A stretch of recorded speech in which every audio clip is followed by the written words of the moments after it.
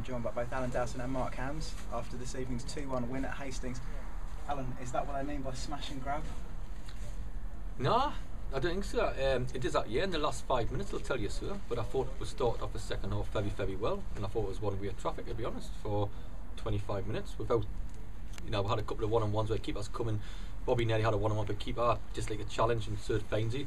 But we make a mistake, and that's, I thought we got ourselves back in the game again, and we made another mistake and could have had a penalty, and it was a penalty.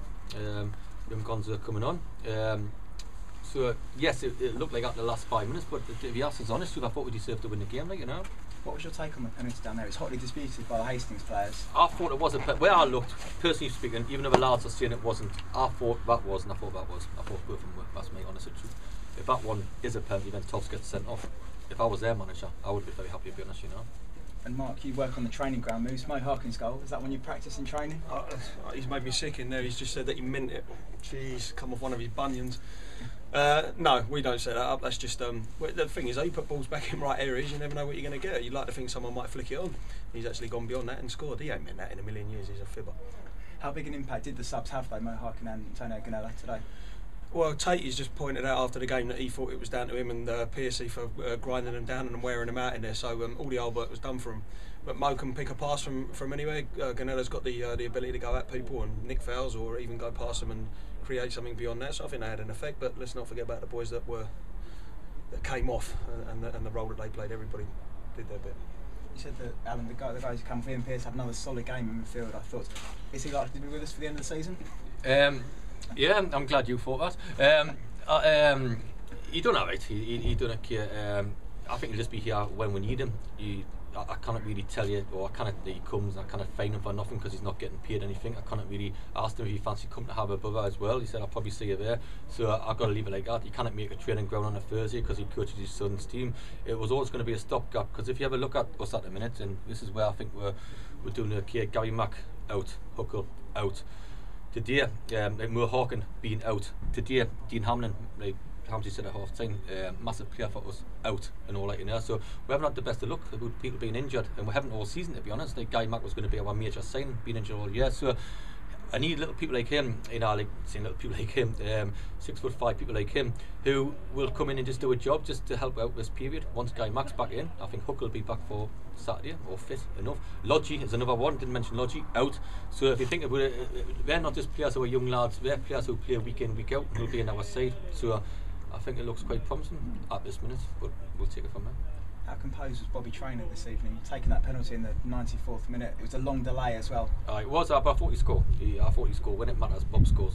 Simple as that. He doesn't. He's missed a couple for me before. Not this club. Just one against Croydon Athletic, I believe, at time. But he just missed many. Bob. I did think he would score.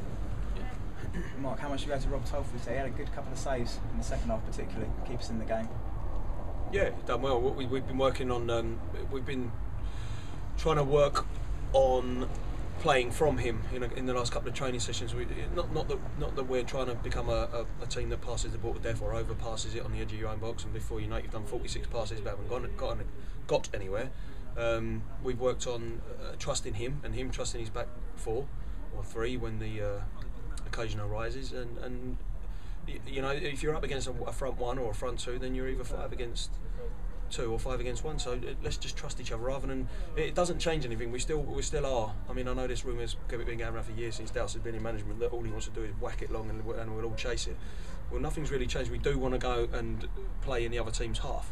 And just because we're getting Tolfs on the ball and introducing the fullbacks and centre halves, it doesn't really change anything. It'll be 1, 2, 3 passes, then we can go and play in the half. So you're only delaying that strategy by a few seconds. But yeah, going back to the saves he made, I think he should have been sent off though. What's the mood in the dressing room at the moment? Must be buoyant in there, and how can that kick us on for the rest of the season? I was going to say it's disbelief in there, but it's not really, because they know they've done well, they know they've played all right, and that's I mean, you can't. When we went 1-0 down at Concord, you knew full well it was deserved, and 2-0 and probably 3 or 4 wouldn't have been harsh. But today it's a killer when you go 1-0 down because you don't expect it. But what we try to do under Dowson's instructions at the final whistle was keep everybody calm. If anybody's going to kick off with the referee, let it be them. Birdie was taking a lot of stick from this dugout from their subs. When they were 1-0 up, they kept saying to Birdie, go on, pass it back their keeper, pass it back their keeper. And it was important that he didn't run from the penalty down here, start giving it stick, because it just ain't the right thing to do. We've come here and got a job done, and as ugly as it might have been, or not, so we couldn't afford to lose our head. So it was to answer your question, in the change room, it's professional and disciplined at the moment. And how frustrating, or both of you, as the manager, how frustrating is it? Alan's right, okay, I'm a manager. Okay, go on. Yep. How frustrating is it to concede goals like we did tonight and almost throw it away, having got it back in it at 1-1? It was our own through ball that put them through. Without a doubt. Definitely, we were shouting to get the ball forward, but there you go. Lots to work on. We're working a lot on Thursday. Big game on Saturday against good have a side. We never really do well against them. I think they're a bit of a burgy side. So got battered twice off them last year, got battered once off them this year. So that's all something to look forward to. So if you get 1 or 2 players back in, we'll have a go. As simple as that. Still a long way to go. Again, tables didn't really bother about the minutes. It was 7 now, is it? To go. Got to try to get as many points as we can, and hopefully we can. Simple as that, really. Don't be offended, but Martin Tyler's chosen to talk to Pele on his phone rather than come and sit in here and do an interview. But don't worry about it. More important things to do. To be honest, he's got more important things. I'm surprised you haven't, actually, because I'll just drive him home tonight like I usually do, and I'll let him get the footballs out and go back and make sure that the change rooms are swept clean. But that's the sort of things I do. I'll just give him a job because it was on a scrappy penny where give him a job because he wasn't doing much in his commentating career. And yeah, I'm trying to help the boys out, to be honest. Hey, good. You're a Samaritan. I'm not your flicking head off in a minute. I don't mean a bit of banter of him, but not you. Last question. Where does this leave us in terms of the playoffs? Really well placed after the last 2 results. At Concord, you said you were talking about putting the kids in for the last 3 or 4 games of the season. 2 good results later, we're right back in the mix. Well, we probably are. Lead had a look at the game at table. We're totally right. We said we'll go game by game. Yes, we would have put the kids in, Hampstead Academy lads in. If that's in, we still would if we lost 4 in the spin. Then that's what the deal, because we do want to have belief in youngsters. We do want to bring them through our football club. Taking what I said before, he is the best coach, I keep saying about. I do believe that we'll get some youngsters from the academy in there, hopefully sell them in a couple of years or whatever. But it's not the right time now. But going back to your question, obviously playoffs, if you look at a league table tonight, we're probably a little step closer. All we can do is win games. Once we start losing a couple, it's different ball games. So I'm not going to look any further ahead this Saturday. And that's not your cliche, because what's the point of looking any further ahead? Against Concord, we're going on the coach thinking, I tell you what a good team, what strong.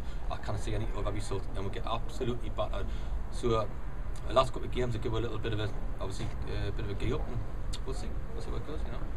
Thanks a lot, guys. Thank you very much. Thank you. Cheers, Simon. Cheers, mate. That was really nice. That's it. Really enjoyed that. Okay, good stuff. All right. Well, that's it.